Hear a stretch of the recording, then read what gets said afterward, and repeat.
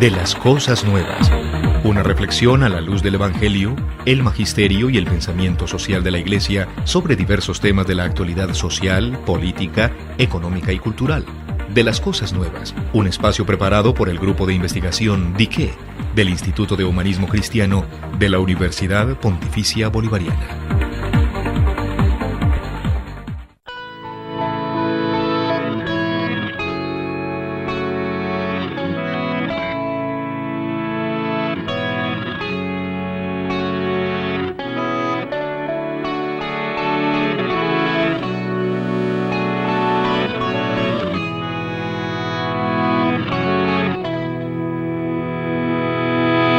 Amables oyentes, sean bienvenidos a su programa de las cosas nuevas, un espacio radial del Instituto de Humanismo Cristiano donde cada martes de 1 a 2 de la tarde nos damos cita para tratar temas de la ética y la bioética, la espiritualidad y la doctrina social de la Iglesia, que son estas 3 áreas que integran el Instituto de Humanismo Cristiano.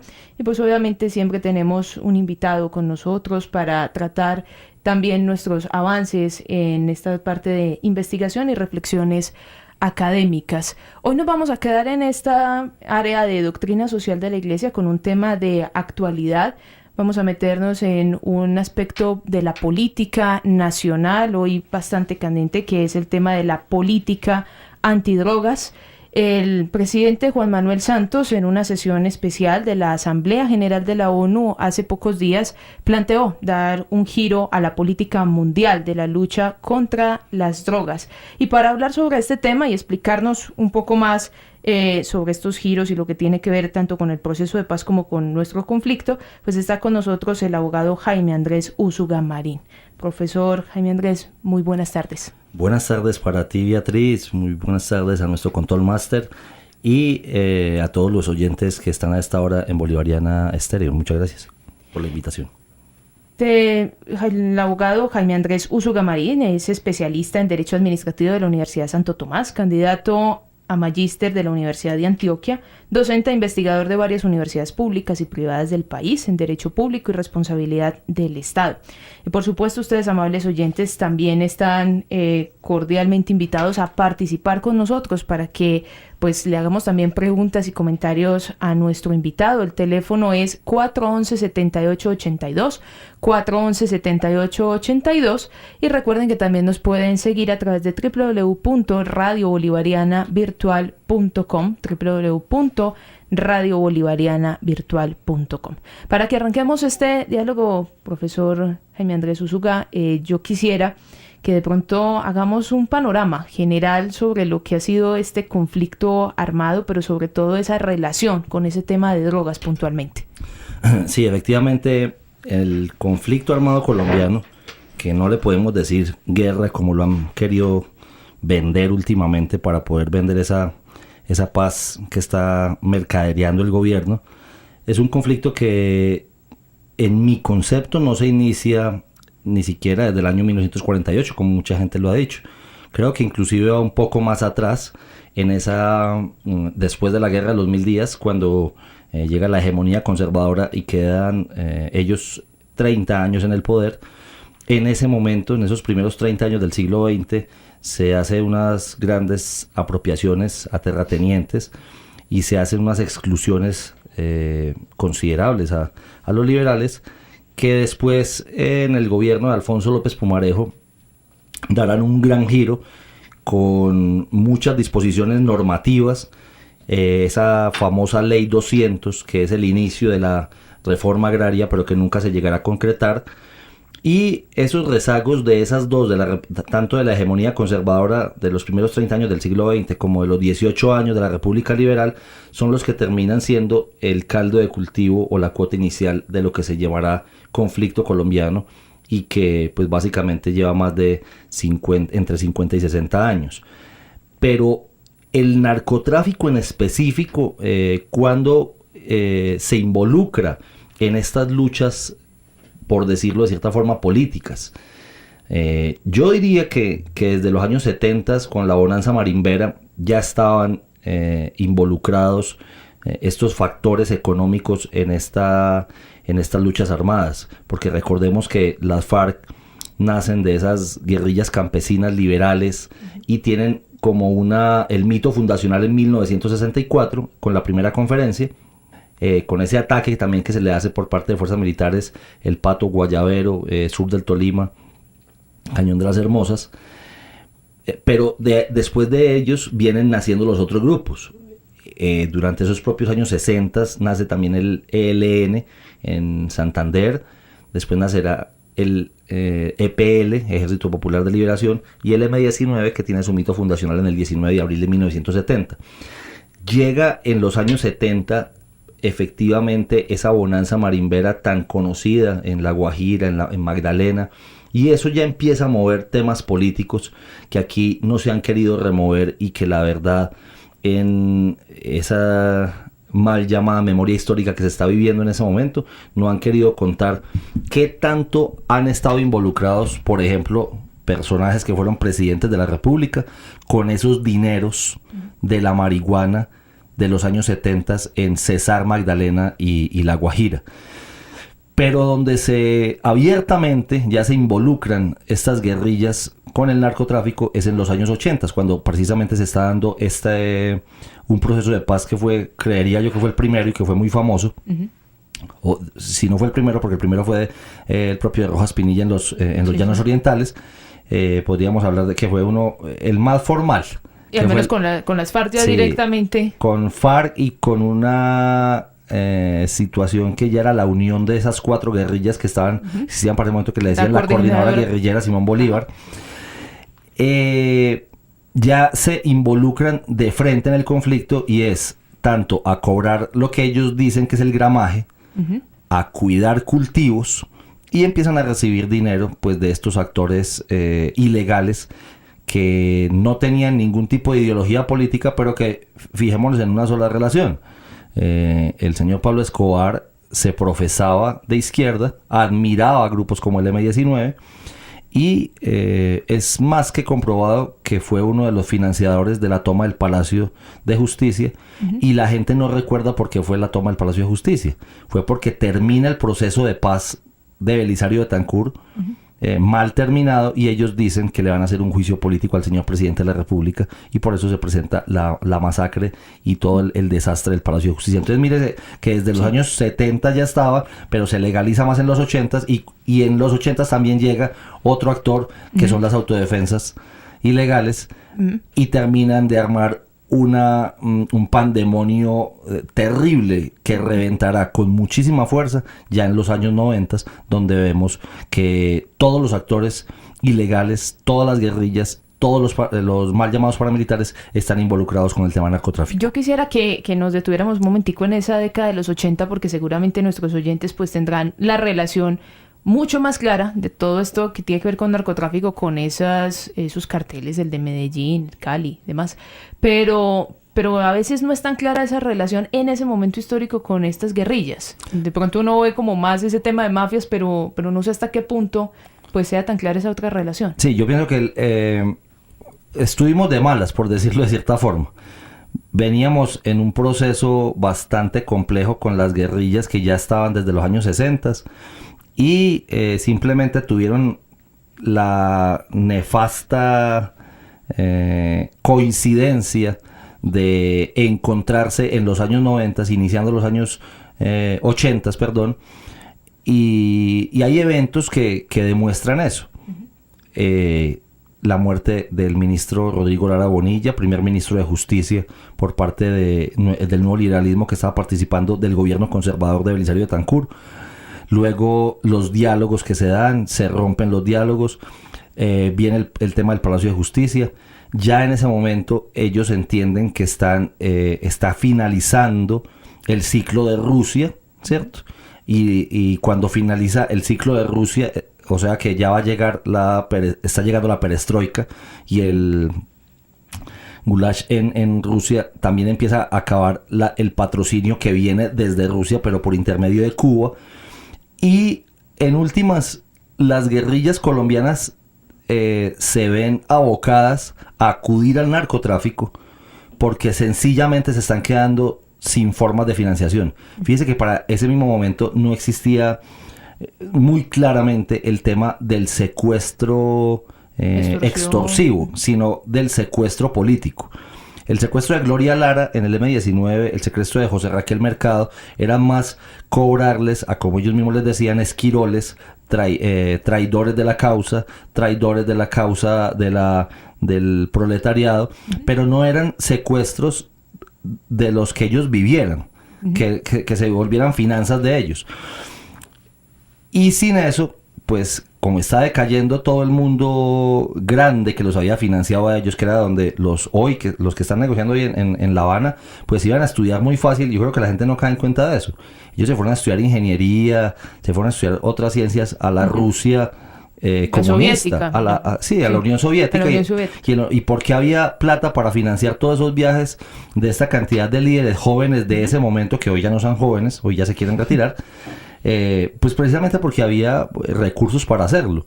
Cuando esa Unión Soviética está entrando en decadencia, cuando Rusia está entrando en decadencia, ellos necesitan buscar un nuevo factor de financiación, y ahí en ese momento está la guerra contra el narcotráfico, que apenas está empezando también, porque el narcotráfico pues duró más o menos entre 12 y 15 años sin ser combatido. Se veía como algo incluso como pintoresco. O sea, los mafiosos acá se veían como, mire, ese señor tiene mucha plata, sí, y no se sabe de dónde, pero la gente no se preguntaba de dónde, hasta el momento en que el diario El Espectador encabeza Guillermo Cano, y el ministro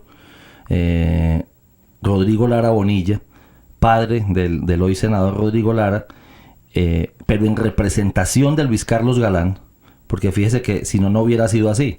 La gente tiene que entender que Luis Carlos Galán había hecho una disidencia al Partido Liberal. Finalizando los años 70 había nacido el nuevo liberalismo, y en ese nuevo liberalismo habían tenido una situación medianamente especial. El liberalismo para esa época no era tan claro que era de izquierda. ¿Listo? Inclusive, si usted va y le pregunta a los líderes viejos de acá de Antioquia, Bernardo Guerra Serna, quien hoy se profesa de izquierda y era el gran caudillo liberal lopista, ¿cierto? Era otro tipo de... Era una derecha. Era tan de derecha en ese momento, eran tan oficialistas, porque habían tenido el poder por mucho tiempo, que fíjese que aquí nació un movimiento de un liberalismo de izquierda, donde participaban personajes como José Obdulio Gaviria e incluso como el propio Álvaro Uribe Vélez. Yo me voy a devolver un momentico a un dato que usted nos dio ahora, y es el tema de, bueno, la guerrilla tenía como esa financiación de la Unión Soviética.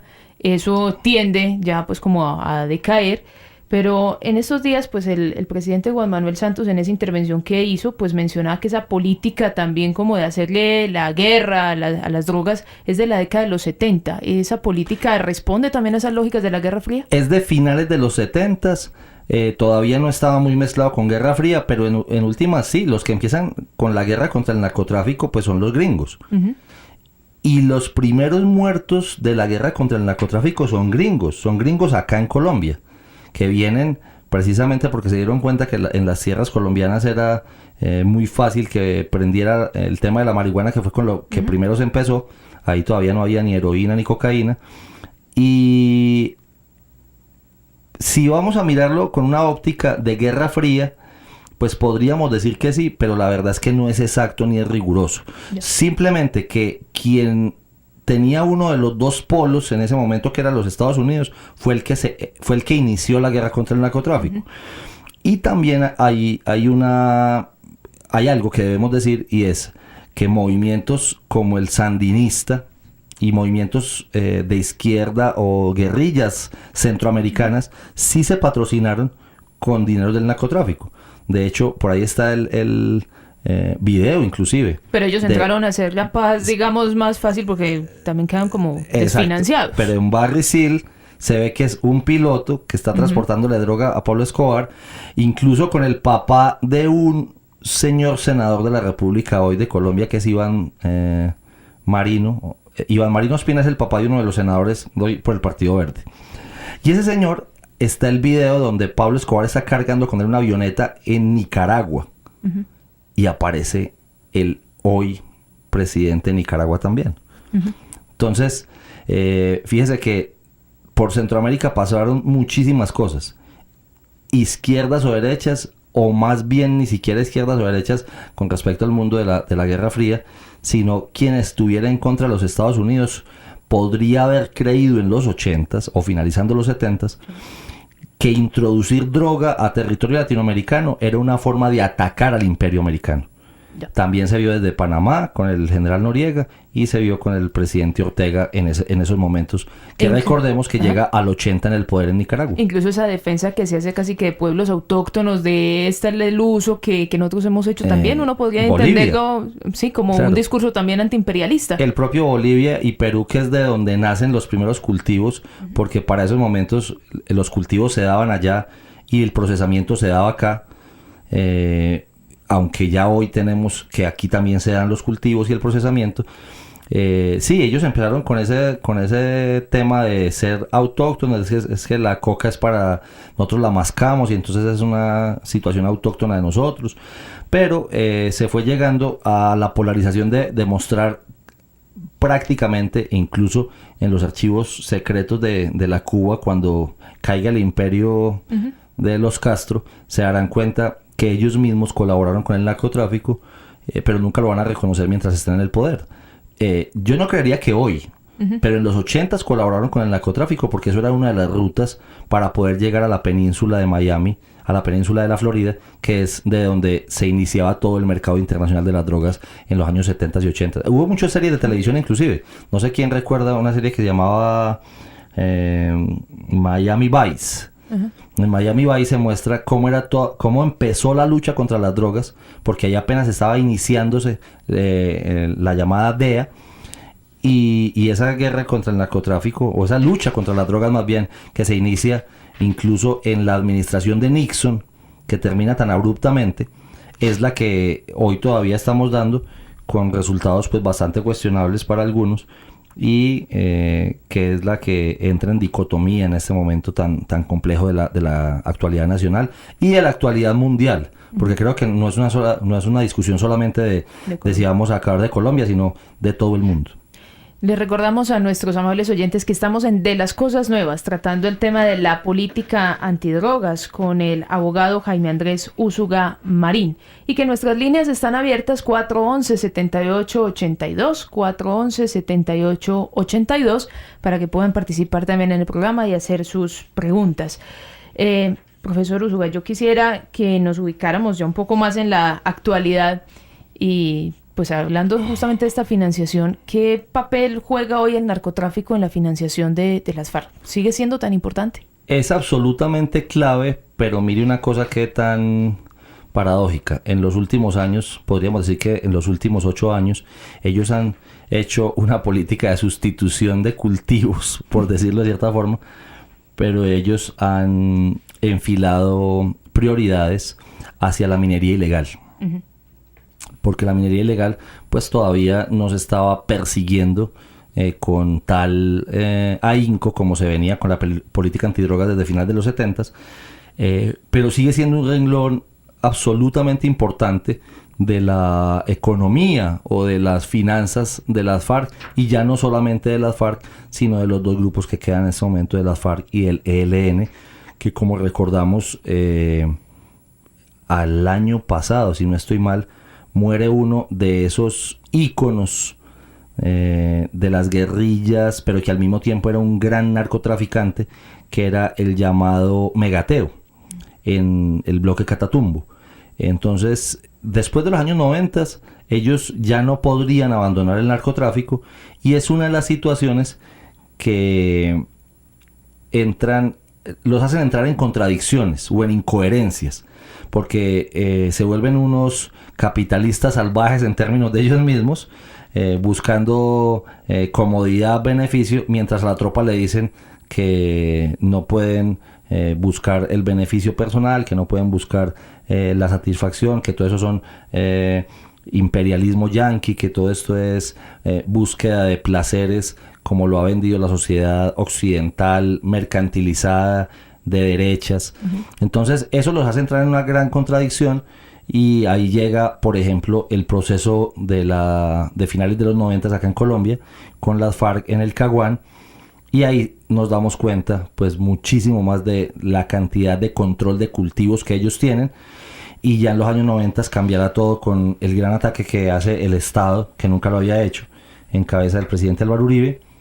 Pero hoy podríamos decir que el 40% más o menos de las finanzas de los grupos armados ilegales, como son ellos, que no insurgentes, como se han querido vender, son la minería ilegal, sobre todo el oro, y también en regiones muy apartadas de la geografía o del centralismo colombiano, como el coltán. Esto ya en temas de Guaviare, Bichada, en bordes o en los límites con el hermano país de Venezuela. Yo quisiera preguntarle también, ¿qué tan fuerte ha sido el Estado, digamos, en estas luchas? Porque usted nos acaba de mencionar, bueno, casi que un golpe ahí fuerte, pero en sí en la historia, ¿qué tan fuerte ha sido el Estado en esa lucha contra el narcotráfico? Ha sido muy duro porque el narcotráfico desde los años 80 entendió que una de sus armas era el terrorismo.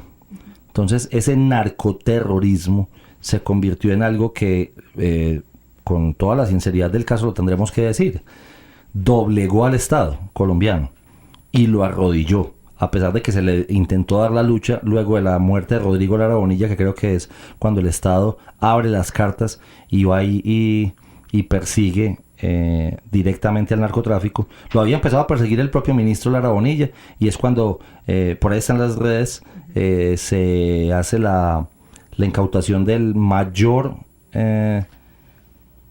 laboratorio de droga hasta ese momento, que se llamaba Tranquilandia. Por Tranquilandia es que matan a Rodrigo Lara Bonilla, porque él descubrió dónde estaba el mayor cultivo del narcotráfico y el mayor laboratorio. Entonces, ha sido muy débil, y le voy a dar una sola prueba. La Asamblea Nacional Constituyente de 1991, de donde sale nuestra Constitución actual, por medio de la presión de los grupos narcoterroristas de ese momento, que luego se mezclaron con estas guerrillas de las que hoy estamos hablando, no dejó que consagraran la extradición. Entonces imagínense cómo ha sido de débil el Estado colombiano. La presión que se ejerció sobre la Asamblea Nacional Constituyente para que no pusieran la extradición. Luego volvió, ¿cierto? En algún momento, como una forma de compensación en el gobierno Samper, pero la iban a volver a quitar. Entonces el Estado, la verdad es que ha sido muy débil, y la guerra no ha sido bien librada, pero no solamente por el Estado colombiano, sino por ningún Estado que haya dado esta guerra, ni siquiera por los Estados Unidos con todo su aparataje militar. Profesor Usuga, lo voy a interrumpir para que recibamos una llamada. Muy buenas tardes, ¿quién nos llama? Buenas tardes, le habla Gabriel Grisales. Don Gabriel, adelante, lo escuchamos. Bolivariana, soy ingeniero electricista, vivo actualmente por acá en el norte, y eventualmente sintonizo la emisora y pasando escuché este tema tan interesante, y quería saber si el profesor tiene un libro en donde esté plasmado toda esta historia que está contando.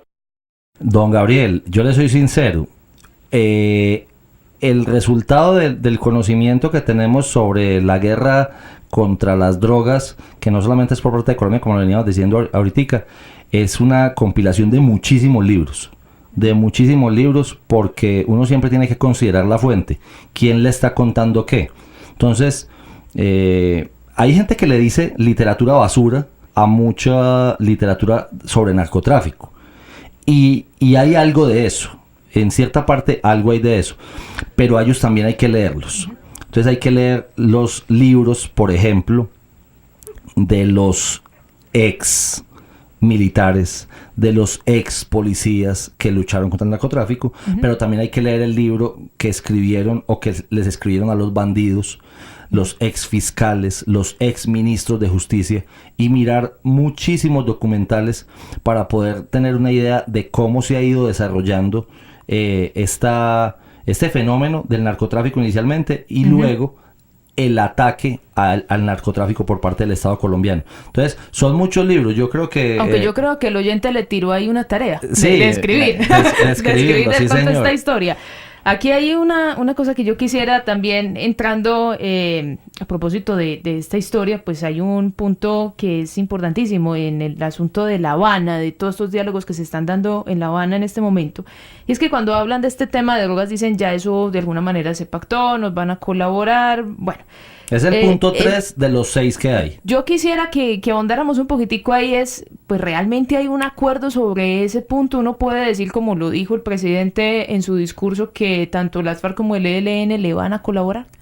Pues mira, soy un gran escéptico del proceso, ¿cierto? Como lo he dicho en varios espacios mediáticos, yo no soy un enemigo de la paz, como creo que nadie racionalmente puede ser un enemigo de la paz. Pero sí, no enemigo, pero somos grandes críticos y escépticos del proceso que se está dando en este momento. ¿Por qué? Hablemos del tema en específico. Son 6 temas que la verdad la ciudadanía no conoce, pero mencionemos los 3 primeros nomás. Y en los 3 primeros tendría que estar involucrado algo sobre el tema de política pública contra las drogas. El primer punto, que dicen que ya está listo en La Habana, pero que la verdad es que no está listo porque está lleno de glosas y de notas al pie, es el tema de reforma agraria. Entonces, obviamente, si en reforma agraria no está involucrado el tema de narcotráfico, ¿por qué? Simplemente en la política de sustitución de cultivos, que acabamos de ver cómo se ha incrementado luego de la prohibición por parte del gobierno colombiano de la fumigación con glifosato. Y después volvió, entiendo. Están intentando que vuelva la fumigación, pero manual, no con los aviones. Ya. Entonces, en eso es que ha cambiado el tema. Pero están intentando, todavía no ha regresado del todo. Y arriesgando inclusive a soldados y policías colombianos. Peligro con las minas antipersona. Exacto, la manipulación. En la manipulación de sacar las matas manualmente. Entonces, ese es el primer punto, reforma agraria. Si en la reforma agraria no está metido el tema de política antidrogas, entonces no sé de qué estamos hablando. 1. Segundo punto, de La Habana, el tema de participación en política. Si en el tema de participación en política va a ser válido que financiemos las campañas políticas por medio del narcotráfico, entonces no tenemos nada que decir.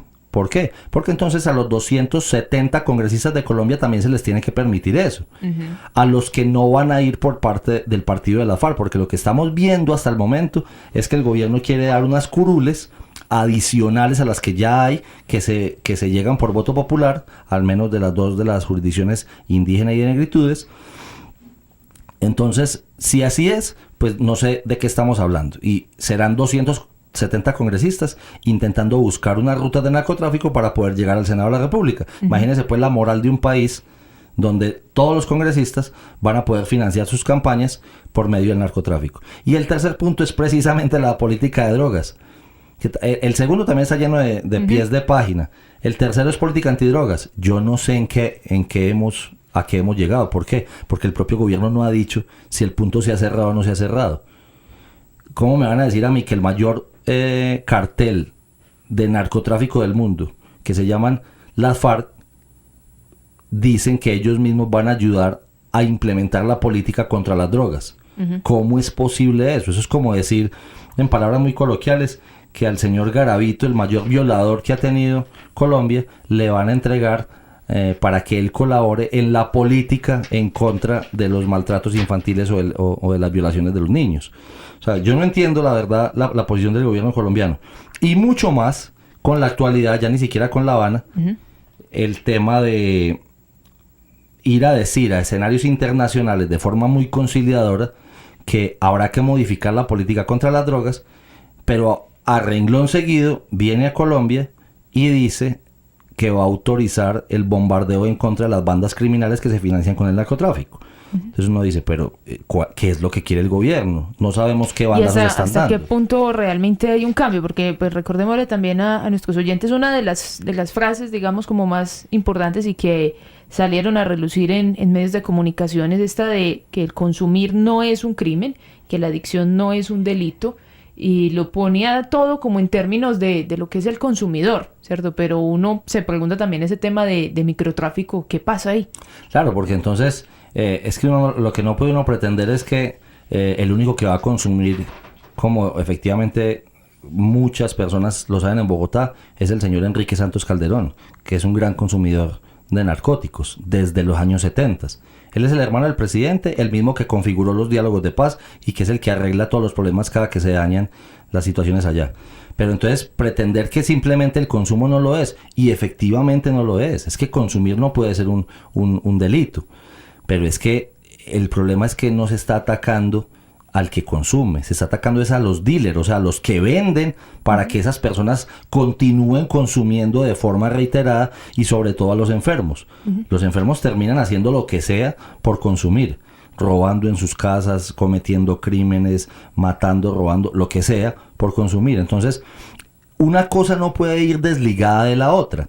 Entonces, yo no puedo pretender que voy a, como hizo la República Oriental de Uruguay, de despenalizar las drogas, pero al mismo tiempo de perseguir el narcotráfico, porque es absolutamente inconsecuente lo uno con lo otro. Las dos cosas deben ir Si me dejan consumir pegadas. es porque alguien Pero la tiene porque que alguien producir y alguien la tiene que vender. vender. Claro. Okay. Y el que la tiene que vender, si no es el Estado, que esa es otra de las opciones, pero también habrá que mirar cómo vamos a configurar una empresa industrial y comercial del Estado que se dedique a vender marihuana, cigarrillos de marihuana, o pases de cocaína, o shots, como les dicen ellos, de heroína. Porque ¿cierto? también aquí entra un tema importante, y es el Estado en medio de todo, pues debería velar por ese bien común y preocuparse también por esos jóvenes y las personas que están allí. Es que son dos políticas públicas que parece ser que fueran cada una por un camino, pero cuando usted se da cuenta tienen que ir enlazadas. Es una política pública de salubridad, de salud, ¿cierto? Y es otra política pública de lucha contra el narcotráfico o de lucha contra el crimen organizado. Pero la una siempre va a ir pegada de la otra. Yo no puedo mirar la una independiente de la otra. Porque, fíjese, el tema en Holanda. En Holanda despenalizaron las drogas hace mucho tiempo, más de 15, 20 años. Y hoy en 2016 están devolviéndose. Están empezando a decir, hombre, no, eso no funcionó bien. Y nosotros, en los países latinoamericanos y en algunos de los estados de la Unión Americana, están despenalizando las drogas sin mirar ¿Qué ha pasado con eso? qué ha pasado con los países que fueron los primeros que despenalizaron, para mirar cuáles fueron las lecciones aprendidas y qué es lo que se debía hacer o qué es lo que no se debía hacer, y no mirar el tema de una forma tan light o tan superficial como quieren verlo algunos acá. Y también hay un asunto que uno se pregunta es, bueno, si van a rehabilitar a estas personas, pues eso finalmente, ¿quién lo va a financiar? Pues Claro, estaremos porque... hablando de nuestros impuestos. Exacto. Pero entonces ahí viene un asunto que yo pues también me pregunto, y no sé si de pronto se haya reflexionado en ese sentido, y es, por un lado nos dan el discurso de eso es individual, eso es cada quien, eso es solamente su responsabilidad, pero al mismo tiempo nos venden esto de todos somos responsables, todos tenemos que aportar, entonces en últimas esto es individual, es colectivo. Esos son los bandazos que da el gobierno, y sobre todo el gobierno colombiano. Aunque el gobierno mexicano también está en las mismas, ¿cierto? Y adicionalmente vienen a ayudar, entre comillas, famosos expresidentes que dicen que no hay que luchar contra las drogas. Ejemplo, César Gaviria Trujillo. Entonces uno dice, ¿y por qué entonces cuando usted era presidente de la República no lo pensó o no lo hizo? Los temas históricos y el acumulativos presidente Juan históricos. Manuel Santos también cuestionaba, digamos, la situación que se da en los Estados Unidos. Claro, que ellos son los mayores consumidores. No, y además yo lanzo pues como el que los países tienen que combatirlo, pero él ponía el caso de algunos estados donde se les permite también pues tener toda la producción. Claro, pero entonces habrá que volver a replantear el tema. Bueno, ¿y de quién va a ser la producción?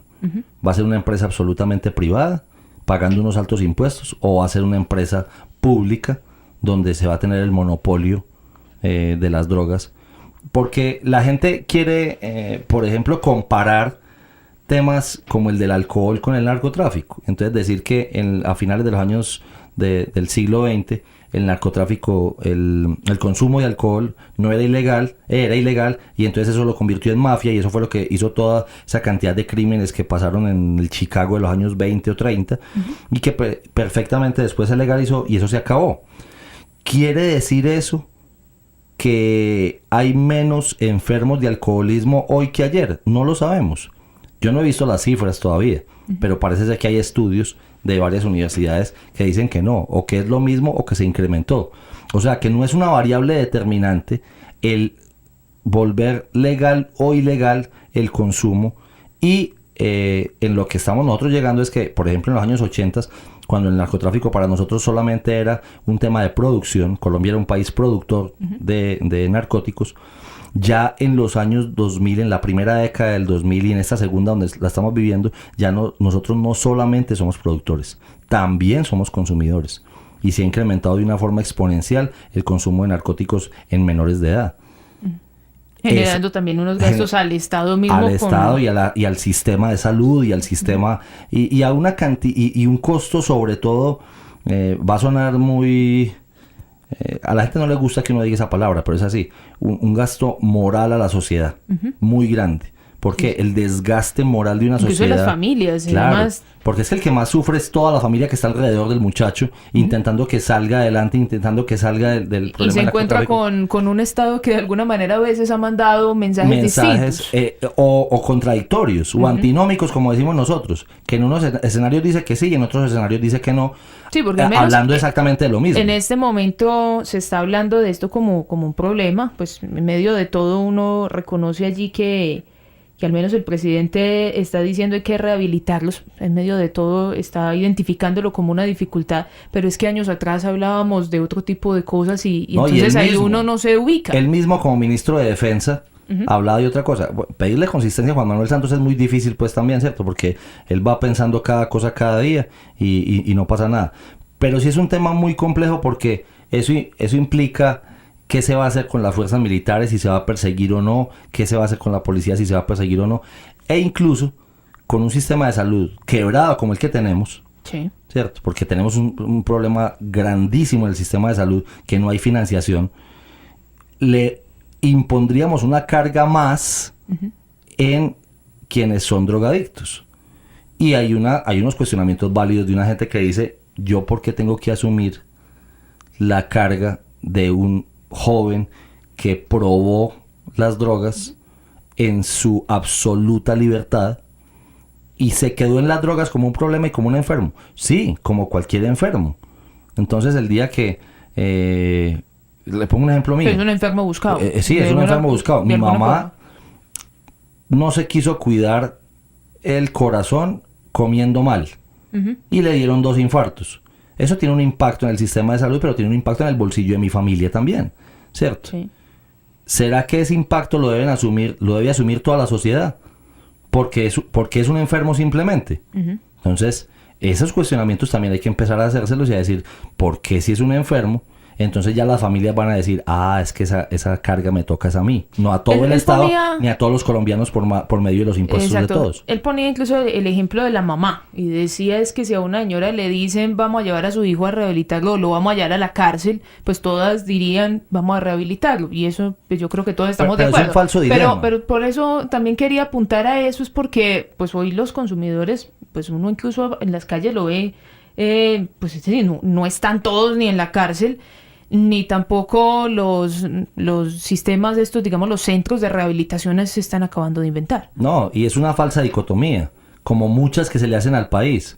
Entonces, ¿es mandarlos a la cárcel o al centro de rehabilitación? Pues obviamente que todo el mundo querría que al centro de rehabilitación, pero es que el centro de rehabilitación lo tiene que pagar alguien. Ahí viene la discusión de Hacienda Pública. ¿Quién va a pagar los centros de rehabilitación? ¿Quién va a pagar a esos psicólogos, a esos trabajadores sociales, a la administración de todo esto? ¿Esto va a ser por medio de una unidad de pago por capitación, como se trabaja el sistema de salud, o cómo va a funcionar eso? Y usted decía algo también ahorita muy valioso, una persona que está adicta, pues no solamente se queda en que yo quiero consumir y no más, sino que en muchas ocasiones incurrirá en ilícitos. Va a hacer lo que sea por consumir. Para poder encontrarlo. Entonces, probablemente va a ir a la cárcel, pero va a ser también por esto. Entonces, eso se va a entender también como un atenuante. Van a decir, pero vea, lo metieron a la cárcel cuando él es un drogadicto. Uno va a decir, pero no lo metieron por drogadicto, lo metieron porque cometió un ilícito para poder drogarse. Pero o sea que pueden llegar a decir casi que así como opera con un demente, podría llegar a decir entonces que él cometió el ilícito era porque estaba bajo estas drogas y demás, y hacer toda una cadena. Es lo mismo que está pasando con La Habana, que están diciendo que todos los delitos políticos como asonada, rebelión, entonces son conexos con el narcotráfico. Para poder decir que aclaremos ese punto que justamente hacia allá quería apuntar. Ellos dicen que no podrían haber hecho la revolución en armas sin haberse financiado por medio del narcotráfico. Entonces uno dice, no, es que así es muy fácil porque entonces en conexidad todo es narcotráfico. Entonces también todo sería delito político. Todo sería un delito político. Hasta el secuestro, todo. Todo, la violación de niñas, el secuestro de menores, porque entonces, fíjese, haga este ejercicio. Secuestro de menores.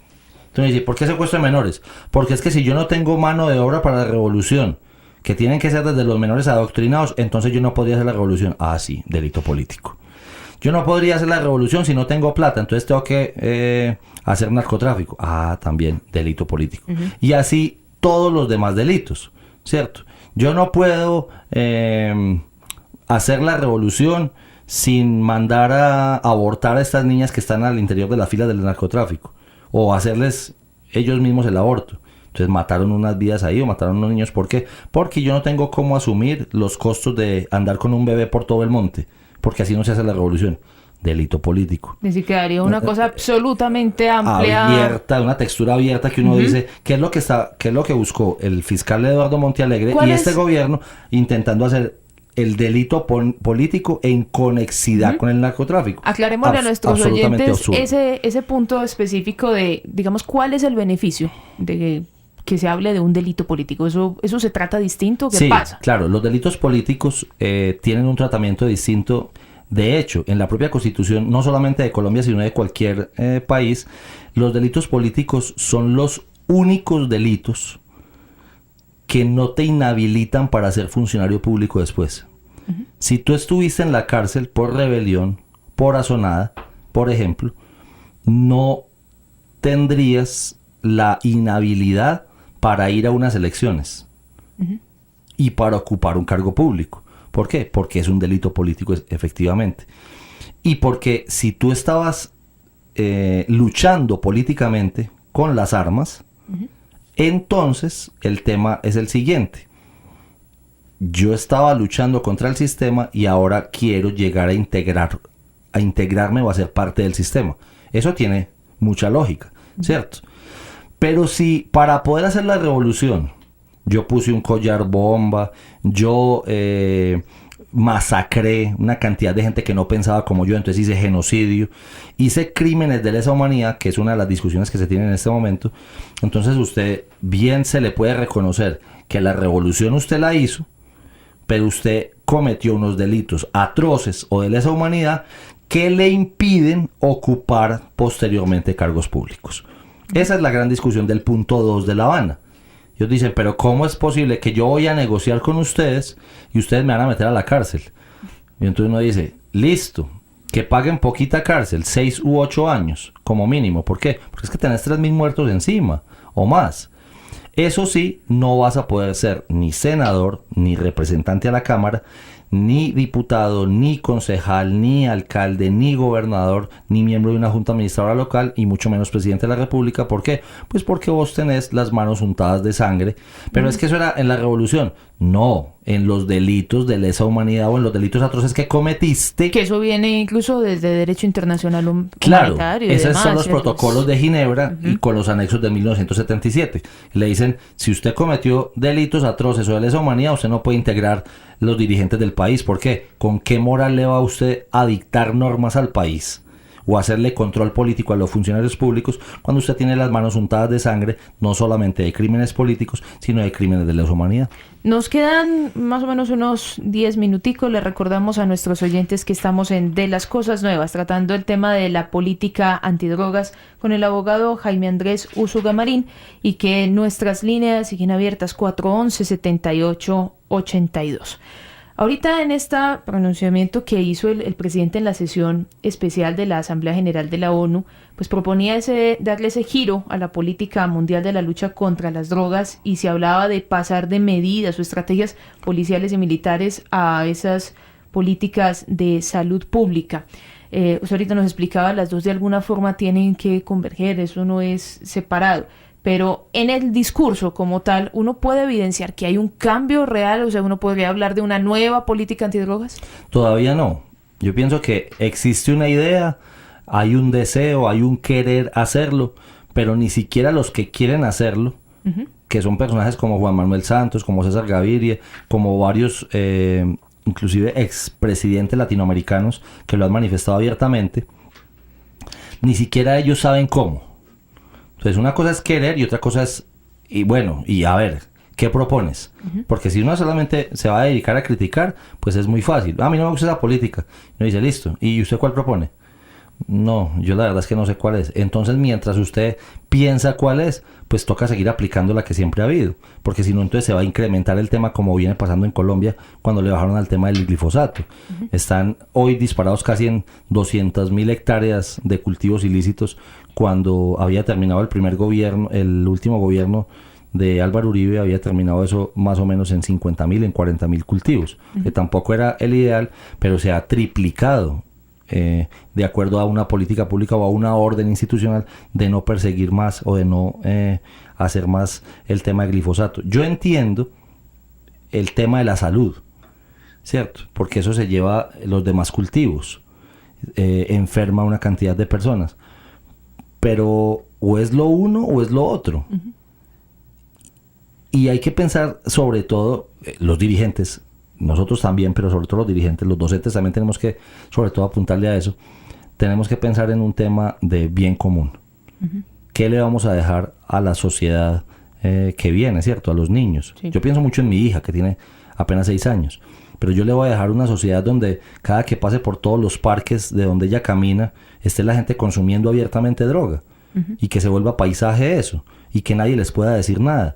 Y que ellos, porque eso es un tema ya de cotidianidad que me gustaría tocar, Beatriz, y es muy difícil entonces decirle a alguien, pero es que esa persona está enferma, sí, pero entonces si usted está enfermo y está consumiendo marihuana en un parque de uno de los barrios donde el parque está construido para niños, para abuelitos, para gente que pueda disfrutar, ya esa gente no va a poder asistir ahí. ¿Por qué? Porque el humo de su consumo afecta todo el ambiente de los demás ciudadanos que no quieren consumir.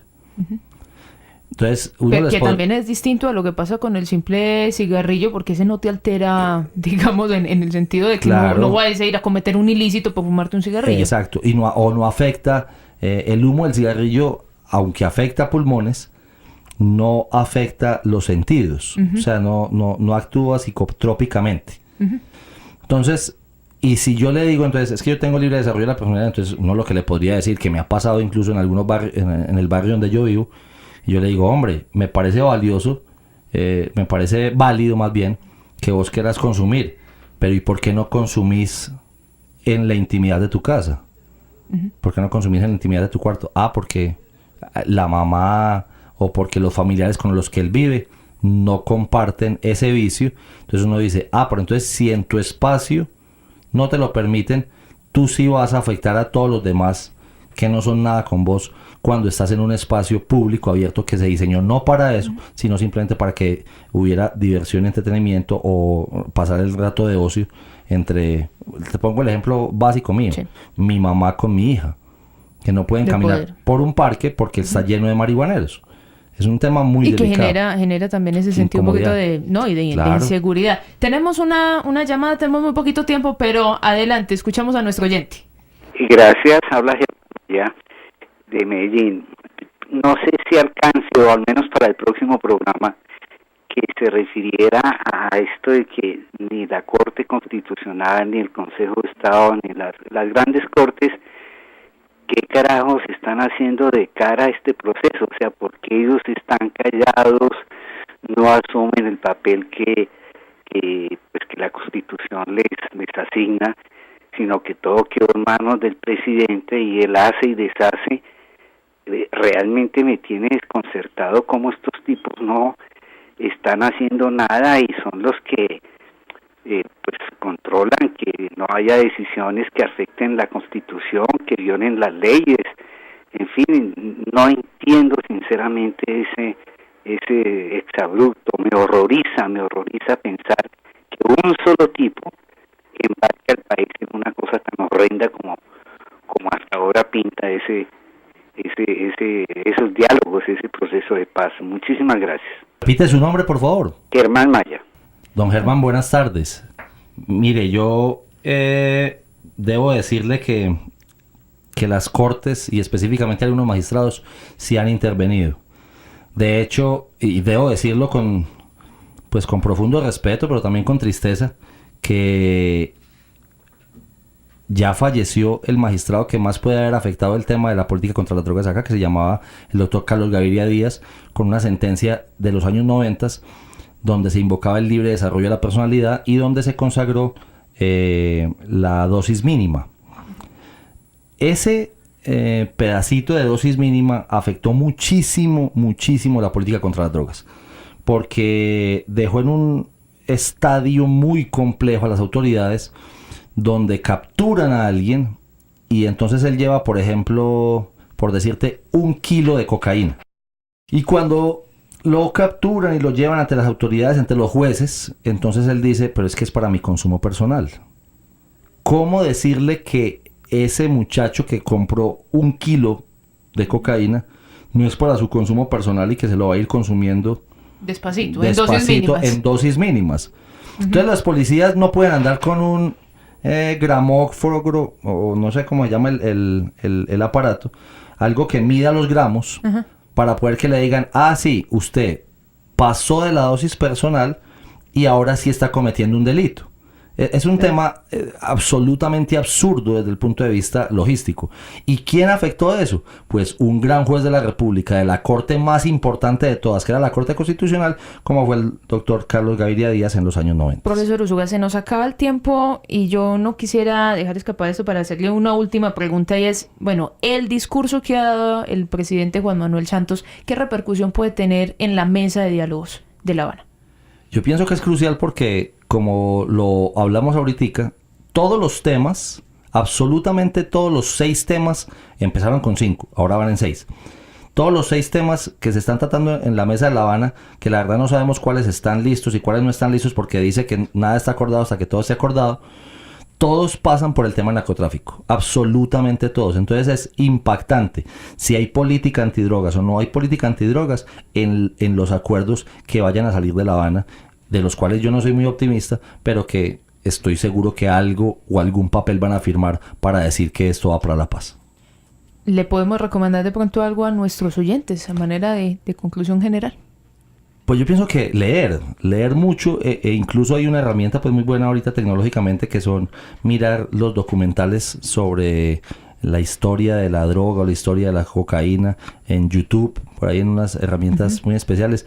Ya hay muchos documentales que cuentan muchas cosas y estar informados, porque es mucho mejor estar informados para saber pues qué es lo que viene, y que en el momento en que vengan los mecanismos de participación ciudadana y tengamos que refrendar o no refrendar lo que se pueda venir políticamente, estemos informados para saber cómo vamos a votar positivo o negativamente lo que nos quieran imponer.